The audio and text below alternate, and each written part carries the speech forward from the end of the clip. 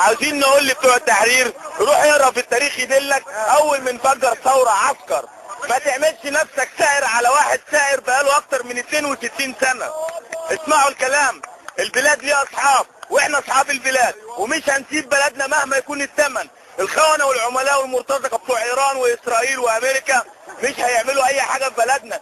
6 ابريل هتدفع الثمن غالي، هيدفعوا الثمن غالي. لازم الشعب ينزل، مفيش حاجه اسمها حزب الكنبه، كلنا مصريين. البلد ديت بتاعتنا احنا احفاد عمرو بن العاص ومش هنسيب بلدنا. الفرس الإيرانيين هم اللي عاملين المشاكل دي كلها.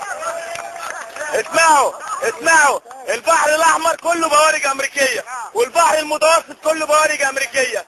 دول الخليج كلها قواعد عسكريه. اسرائيل اكبر قاعده عسكريه. جنوب السودان ولا قدام لاسرائيل. ليبيا طبعا ده احنا عارفين كلها اتاخدت. اصبحنا احنا في النص.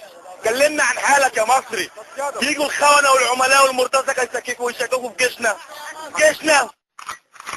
جزمة المشير طنطاوي فوق دماغنا وهو كبرنا وهو حبيبنا وهو المسجد العسكري كله. احنا مصريين احنا مش خونة. وامير قطر اقول لامير قطر اتق الله بنفسك، اتق الله بشبابك. خلاص.